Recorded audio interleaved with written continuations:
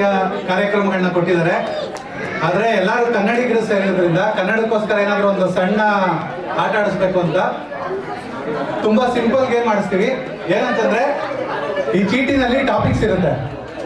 ನಿಮಗೆ ಯಾವ ವಿಷಯ ಬರುತ್ತೋ ಆ ವಿಷಯನ ಯಾವುದೇ ಇಂಗ್ಲಿಷ್ ಪದ ಬಳಸದೆ ಮತ್ತು ತಡವರಿಸದೆ ಮಾತನಾಡಬೇಕು. ಯಾರು ಅತಿ ಹೆಚ್ಚು ಸಮಯ ಮಾತಾಡ್ತಾರೋ ಅವರು ಈ ಆಟದ ವಿಜೇತರು. ಯಾರಾದರೂ ನನಗೆ ಟೈಮರ್ ಇಟ್ಕೊಳ್ಳೋದ್ರ ಮೂಲಕ ಹೆಲ್ಪ್ ಮಾಡಿದ್ರೆ ಭಾಳ ಒಳ್ಳೆಯದು. ಯಾರು ಫಸ್ಟ್ ಬರ್ತಾರಲ್ಲ ಅವ್ರಿಗೆ 2 ಚಾನ್ಸ್ ಕೊಡ್ತೀವಿ. ಯಾಕಂದರೆ ಫಸ್ಟ್ ಟೈಮ್ ಗೇಮ್ ನೋಡ್ಕೊಳ್ಳೋದಕ್ಕಾಗುತ್ತೆ, ಅವ್ರಿಗೆ ಮತ್ತೆ ಲಾಸ್ಟಲ್ಲಿ ಇನ್ನೊಂದು ಚಾನ್ಸ್ ಸಿಗುತ್ತೆ. ಯಾರು ಬೇಕಾದರೂ ಬರ್ಬೋದು. ಈ ಚೀಟಿಗಳಲ್ಲಿ ಕೆಲವು ವಿಷಯ ಇರ್ತವೆ, ತುಂಬ ಸಿಂಪಲ್ ಟಾಪಿಕ್ ಇರುತ್ತೆ. ಬನ್ನಿ, ದಯವಿಟ್ಟು ಹೊರಗಡೆ ನಿಂತಿರೋರು ಒಳಗಡೆ ಬಂದು ಕೂತ್ಕೊಳ್ಳಿ. ಇನ್ನೂ ಒಂದು 4-5 ಪರ್ಫಾರ್ಮೆನ್ಸ್ ಇದೆ. ಬನ್ನಿ ಬನ್ನಿ, ಇಲ್ಲಿ ತುಂಬ ಚೇರ್ಸ್ ಇದೆ, ಇಲ್ಲ ಹಿಂದ್ಗಡೆ ಎಲ್ಲ ಚೇರ್ಸ್ ಇದೆ. ಬನ್ನಿ. ಸಭಾಂಗಣವನ್ನು ತುಂಬಿಸಿರುವ ಸಭಿಕರು ಎಲ್ಲರೂ ಸ್ವಲ್ಪ ಹೊರಗಡೆ ನಿಂತಿರೋರು ಬಂದು ತುಂಬಿಸ್ಬೇಕು ಅಂತ ಕೇಳ್ಕೊತಾ ಇದ್ದೀವಿ.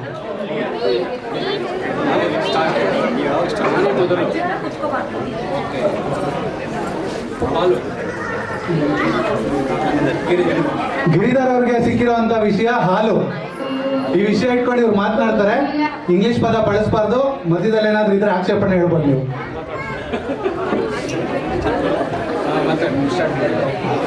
ಏನ್ ಮಾತಾಡೋದು ಅಂತ ಗೊತ್ತಾಗ್ತಾ ಇಲ್ಲ. ಟೈಮ್ ವೇಸ್ಟ್ ಮಾಡ್ತಾ ಇದ್ದೀರಾ ಚೆನ್ನಾಗಿ. ಸಮಯ ವ್ಯರ್ಥ. ನಕಾರಾತ್ಮಕ ತಂತ್ರಗಳಿಗೆ ಅವಕಾಶ ಇಲ್ಲ. ಬೇರೆ ವಿಷಯದ ಬಗ್ಗೆ ಮಾತಾಡ್ಬೋದಾ? ನಕಾರಾತ್ಮಕ ತಂತ್ರಗಳಿಗೆ ಅವಕಾಶ ಇಲ್ಲ. ನಿಮ್ಗಿನ್ನೂ 10 ಸೆಕೆಂಡ್ ಕೊಡ್ತೀವಿ, ಮತ್ತೆ ಹಾಲಿನ ಪ್ರಾರಂಭ ಮಾಡಿ. ಮೊದಲನೇವರಾಗಿರೋದ್ರಿಂದ ಸ್ವಲ್ಪ ಎಕ್ಸೆಪ್ಷನ್ ಕೊಡ್ತಾ ಇದ್ದೀವಿ. ಹಾಲಲ್ಲಾದರೂ ಹಾಕು, ನೀ ಹಾಡು ಹೇಳ್ಬಿಡಿ.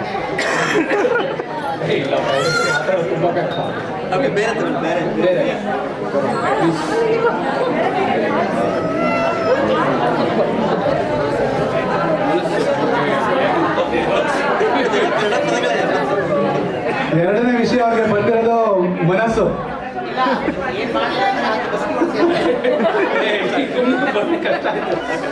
ಮನಸ್ಸು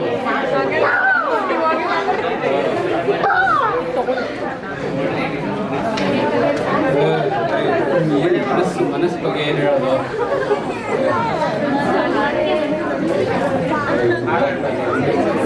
ಯಾರಾದ್ರೂ ಹಾಲು ಟಾಪಿಕ್ ಮಾತಾಡ್ತೀರಾ? ಯಾರಾದ್ರೂ ಬರ್ಬೋದು. ನೀವು ಯಾರು ಮಾತಾಡ್ತೀರಾ ಮನಸ್ಸು ಬಗ್ಗೆ? ಹಾಲು ಬಗ್ಗೆ ಮಾತಾಡ್ತಾರೆ. ಬನ್ನಿ, ಇದೇ ಒಳ್ಳೆ ಅವಕಾಶ. ವೈಫಿಗೆ ಚಾಲೆಂಜ್ ಕೊಡಿ. ಈಗ ಮೊದಲು ಒಬ್ರು ಬರ್ತಾ ಇದ್ದಾರೆ, ಹಾಲು ವಿಷಯ ಬಗ್ಗೆ ಮಾತಾಡ್ತಾರೆ.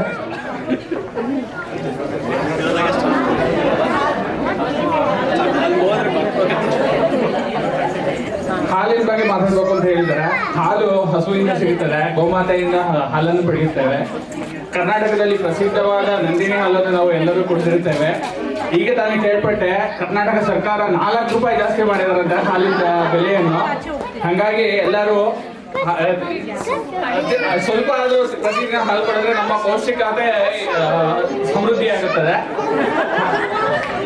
ಎಲ್ಲರೂ ದಿನ ಹಾಲು ಕುಡಿಬೇಕು. ತಪ್ಪದೆ ಹಾಲು ಕುಡಿದ್ರಿ ಎಲ್ಲರೂ. 32 ಸೆಕೆಂಡ್ ಮಾತಾಡಿದ್ದಾರೆ. ಇವ್ರಿಗೆ ಚಾಲೆಂಜ್ ಮಾಡೋದಕ್ಕೆ ನೆಕ್ಸ್ಟ್ ಯಾರು ಬರ್ತೀರಾ? ಟಾಪಿಕ್ಸ್ ಇರ್ತಾವೆ ಇಲ್ಲಿ. ಸರಿ ತಪ್ಪು ಏನಿಲ್ಲ, ಯಾರು ಬೇಕಾದ್ರೂ ಬಂದು ಮಾತಾಡ್ಬೋದು.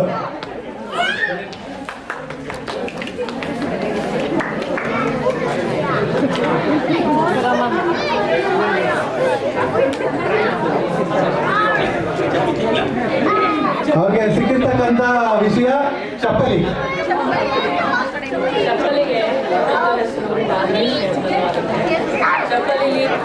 ಚಪ್ಪಲಿಲಿ ನಾನಾ ಥರ ಇದೆ. ಆಮೇಲೆ ನಾವು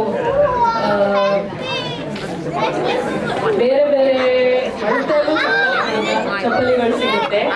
ಇದು ನಮಗೆ ಏನಕ್ಕೆ ಸಹಾಯ ಮಾಡುತ್ತೆ ಅಂದರೆ ಕಲ್ಲು ಮುಳ್ಳು ಚುಚ್ಚದೇ ಇರಲಿ, ಆಮೇಲೆ ನಮ್ಮ ಕಾಲಿಗೆ ಏನು ಗಾಯ ಆಗದೆ ಇರಲಿ ಅಂತ ಈ ಚಪ್ಪಲಿಗಳು ಸಹಾಯ ಮಾಡುತ್ತೆ. ಹಿಂದೆ ತುಂಬ ಮಡಿ ಈಗಿರೋ ಮನುಷ್ಯರು ಚಪ್ಪಲಿಗಳು ಹಾಕ್ತಾರೆ, ಬರೀಕಾಲಲ್ಲಿ ಓಡಾಡ್ತಾ ಇದ್ರು, ಕಾಲನ್ನು ಗಟ್ಟಿಯಾಗಿರ್ತಿತ್ತು. ಆದ್ರೆ ನಾವು ಈ ಯುಗದವರು ಚಪ್ಪಲಿ ಇಲ್ಲದೆ ಬದುಕಕ್ ಕಲಿತ ಇಲ್ಲ. ಅಂಥದ್ರಲ್ಲೂ ಈ ದೇಶದಲ್ಲಿ ಚಪ್ಪಲಿ ಇಲ್ಲದೆ ಹೊರಗೆ ಹೋಗಕ್ ಸಾಧ್ಯನೇ ಇಲ್ಲ.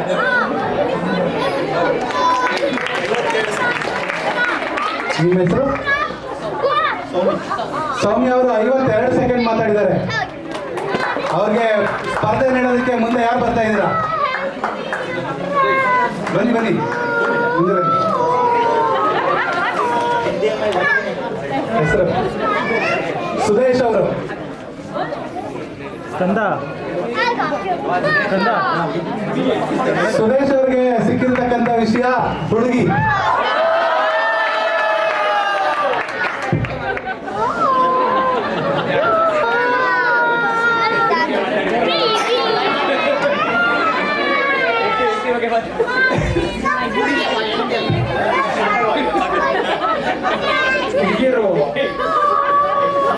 ಹುಡುಗಿಯರು ಕಂಡ್ರೆ ಹೆದರಿಕೆ ಆಗುತ್ತಪ್ಪ ನಮಗೆ. ಯಾಕೆ ಅಂತ ಗೊತ್ತಿಲ್ಲ. ನಮ್ಮ ಮನೆಗೆ ಹೋದ್ರೂ ಹೆದರಿಕೆ, ಮನೆಯಿಂದ ಹೊರಗೆ ಬಂದರೂ ಹೆದರಿಕೆ. ಅದು ಯಾಕೆ ಹಾಗೆ? ನಿಮ್ಗೆ ಏನಾದ್ರು ಗೊತ್ತಾ? ನಿಮ್ಗೂ ಹೆದರಿಕೆ ಆಗತ್ತಾ ಹುಡುಗಿಯರನ್ನ ನೋಡಿದ್ರೆ? ಹೌದಾ? ಹುಡುಗಿಯರನ್ನ ನೋಡಿದ್ರೆ ಹೆದರಿಕೆ ಆಗತ್ತಾ? ಇಲ್ಲ. ಹುಡುಗಿಯರೇ ಶತ್ರುಗಳು ಅಂತಾರೆ. ಹೌದಾ? ನಕಾರಾತ್ಮಕ ತಂತ್ರ ಪ್ರಶ್ನೆಗಳನ್ನ ಪದೇ ಪದೇ ಕೇಳ್ತಾ ಇದ್ದೀರಾ? ನಾನು ತಂತ್ರ ಏನು ಯೂಸ್ ಮಾಡ್ತಾ ಇಲ್ಲ ಸರ್. ಯೂಸ್ ಮಾಡ್ತಾ ಇಲ್ಲ ಅಂತ ಹೇಳಿದ್ರು. ಮುಂದಿನ ಸ್ಪರ್ಧಿ ನೀವು ಟ್ರೈ ಮಾಡ್ತೀರಾ? ಟ್ರೈ ಮಾಡಿ. ಈ ಹುಡುಗಿ ಟಾಪಿಕ್ ಬಂತಲ್ಲ, ಒಂದು ಜೋಕ್ ನೆನಪಾಯ್ತು ನಮಗೆ.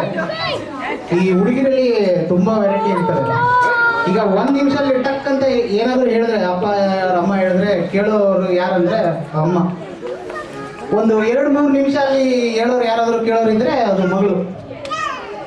5 ನಿಮಿಷ 10 ನಿಮಿಷ 15 ನಿಮಿಷ ಆದ್ರೂ ಕೇಳದೇ ಇರೋರು ಯಾರು? ಎಲ್ಲದಕ್ಕೂ ಎಂಟಿಗೆ ಯಾಕೆ ತರ್ತೀರಪ್ಪ ಕ್ಯೂಡಿ.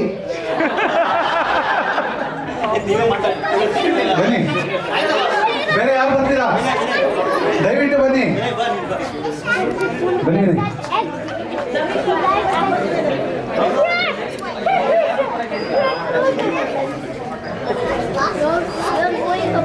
ವಿನಯ್ ಅವ್ರಿಗೆ ಸಿಕ್ಕಿರ್ತಕ್ಕಂಥ ವಿಷಯ ಬೆಂಕಿ.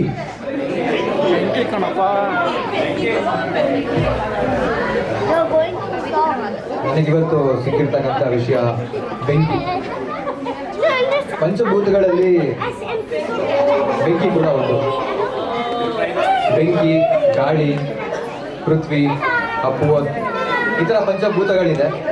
ಅದರಲ್ಲಿ ಬೆಂಕಿ ಅಂದರೆ ನಾವು ಅಗ್ನಿದೇವ, ನಿಮಗೆಲ್ಲ ಗೊತ್ತಿರ್ಬೋದು. ದೇವಲೋಕದಲ್ಲಿ ಅಗ್ನಿದೇವ, ವರುಣದೇವ, ವಾಯುದೇವ ಅಂತ ಇದ್ದಾರೆ.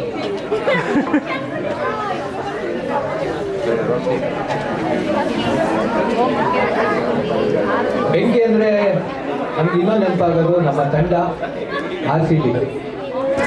ಅದನ್ನು ನಾನು ಆಂಗ್ಲ ಭಾಷೆಯಲ್ಲಿ ಹೇಳ್ತಿಲ್ಲ, ಅದು ನಾಮಧೇಯ ಆಗಿರೋದ್ರಿಂದ ನಾಮನ ಅದೇ ರೀತಿ ಹೇಳ್ಬೇಕು. ಹಾಗಾಗಿ RCB ನಮ್ಮ ತಂಡ ಬೆಂಕಿ.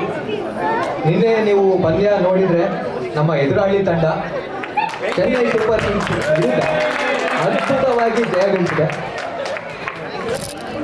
ನಾನು ಇವಾಗ ಈ ಮಾತು ಹೇಳಿ ಹಾಳು ಮಾಡಬೇಕು ಅಂತಲ್ಲ, ಬಟ್ ಈ ಸಲ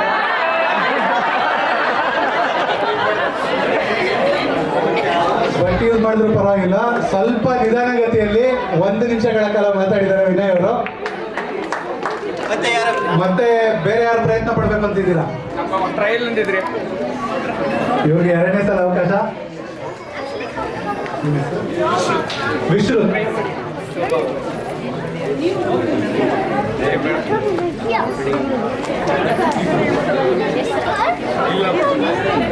ಬೆಟ್ಟ, ನಾನು ಬೆಟ್ಟದ ಬಗ್ಗೆ ಮಾತಾಡ್ತಾ ಇದ್ದೀನಿ ಇವಾಗ. ನಾನು ಮೈಸೂರಿಂದ ಬಂದಿದ್ದೀನಿ, ಹಾಗಾಗಿ ಮೈಸೂರಿನವ್ರಿಗೆ ಎಲ್ಲರಿಗೂ ಗೊತ್ತಿರೋದು ಚಾಮುಂಡಿ ಬೆಟ್ಟ. ಚಾಮುಂಡಿ ಬೆಟ್ಟ ಇಲ್ಲದೆ ಮೈಸೂರು ಹುಡುಗರಿಗೆ ಏನೂ ಆಗಲ್ಲ. ಏನೇ ಆದರೂ ನಾವು ಪರೀಕ್ಷೆ ಬರೀಬೇಕು ಅಂತ ಹೇಳಿದ್ರು ಬೆಟ್ಟಕ್ಕೆ ಹೋಗ್ತೀವಿ, ಹುಡುಗಿನ ಕರ್ಕೊಂಡು ಹೋಗ್ಬೇಕು ಅಂದ್ರೂ ಬೆಟ್ಟಕ್ಕೆ ಹೋಗ್ತೀವಿ. ಯಾವುದೇ ವಿಷಯಕ್ಕಾದ್ರೂ ನಾವು ಮೊದಲು ಪ್ರಾಮುಖ್ಯತೆ ಕೊಡುವಂಥದ್ದು ಬೆಟ್ಟಕ್ಕೆ. ನಾನು ಮದುವೆ ಆಗಕ್ ಮುಂಚೆ ನಮ್ಮ ಹುಡುಗಿ ಮೊದಲನೇ ಸಲ ನಮ್ಮ ಮನೆಗೆ ಬಂದಿದ್ದು, ಅವಳನ್ನು ಸಹಿತ ಬೆಟ್ಟಕ್ಕೆ ಕರ್ಕೊಂಡು ಫಸ್ಟ್ ಟೈಮ್ ಮಾತಾಡ್ತೀನಿ. ಫಸ್ಟ್ ಟೈಮ್ ಅಂತ ಯೂಸ್ ಮಾಡಿದ್ದಾರೆ ವಿಶ್ರುತ್ ಅವರು ಮತ್ತೆ 32 ಸೆಕೆಂಡ್ ಮಾತಾಡಿದ್ದಾರೆ. ಕೊನೆಯ ಅವಕಾಶ, ಬೇರೆ ಯಾರು ಮಾತಾಡ್ತೀರಾ ದಯವಿಟ್ಟು ಬನ್ನಿ. ಮಹಿಳೆಯರು ಸರಿ ತಪ್ಪು ಏನಿಲ್ಲ, ಬಂದು ಮಾತನಾಡ್ಬೋದು ಯಾರು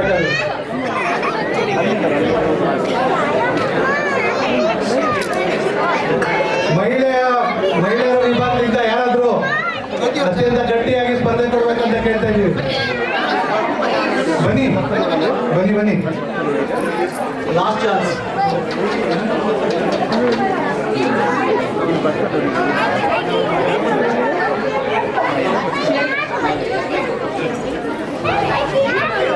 ನಾನು ಚಳಿ ಬಗ್ಗೆ ಮಾತಾಡ್ತಾ ಇದ್ದೀನಿ.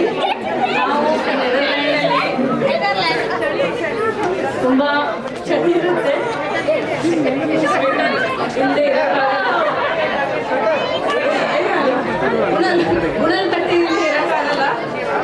ಆದಷ್ಟು ಚಳಿಯಿಂದ ಬೆಚ್ಚಗೆ ಇರೋಣ.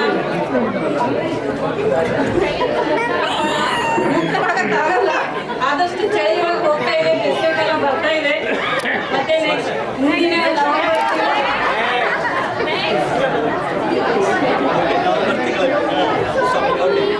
ಸೆಕೆಂಡ್.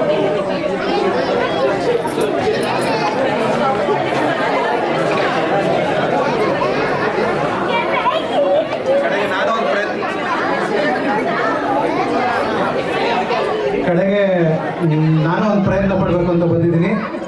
ನನಗೆ ಈಗ ಸಿಕ್ಕಿರ್ತಕ್ಕಂಥ ವಿಷಯ ಸಂಸಾರ ಅಂತಕ್ಕಂಥದ್ದು ಒಂದು ಸಾಗರ, ನಾವು ನೋಡದೇ ಇರತಕ್ಕಂಥ ಒಂದು ಸಾಗರ ಅದು. ಈ ಸಂಸಾರ ಸಾಗರದಲ್ಲಿ ಹಲವಾರು ಜನ ಈಜಲು ಹೋಗಿ ಅಲ್ಲೇ ಮುಳುಗಿದ್ದಾರೆ. ಆ ಸಂಸಾರ ಸಾಗರದಲ್ಲಿ ಈಜ್ತಾ ಇರೋರನ್ನ ನಾವು ನೋಡಿ ಸಂತೋಷ ಪಡ್ತಾ ಇದ್ದೀವಿ. ಕೆಲವರು ಈ ಸಾಗರ ತುಂಬಾ ದೊಡ್ಡದು, ನೀನು ಬರಬೇಡ ಅಂತ ನನಗೆ ಹೇಳಿದ್ದಾರೆ. ಆದ್ರಿಂದ ನಾನು ದೂರದಿಂದಲೇ ನಿಂತ್ಕೊಂಡು ನೋಡ್ತಾ ಇದ್ದೀನಿ. ಹಲವಾರು ಸಾಗರಗಳಲ್ಲಿ ಈ ಸಂಸಾರ ಸಾಗರ ಕೂಡ ಒಂದು. ಇದನ್ನ ಯಾಕೆ ಸಾಗರ ಅಂತ ಕರೀತಾರೆ ಅಂತಂದ್ರೆ, ಹಲವಾರು ಮದುವೆ ಆಗಿರ್ತಕ್ಕಂಥವ್ರು ತಮ್ಮ ಅನುಭವಗಳನ್ನು ಹಂಚಿಕೊಳ್ಳಲು ಬಹಳ ಕಷ್ಟ ಆಗಿ ಇದನ್ನ ಸಂಸಾರ ಸಾಗರ ಅಂತ ಕರೆದಿದ್ದಾರೆ. ಧನ್ಯವಾದಗಳು.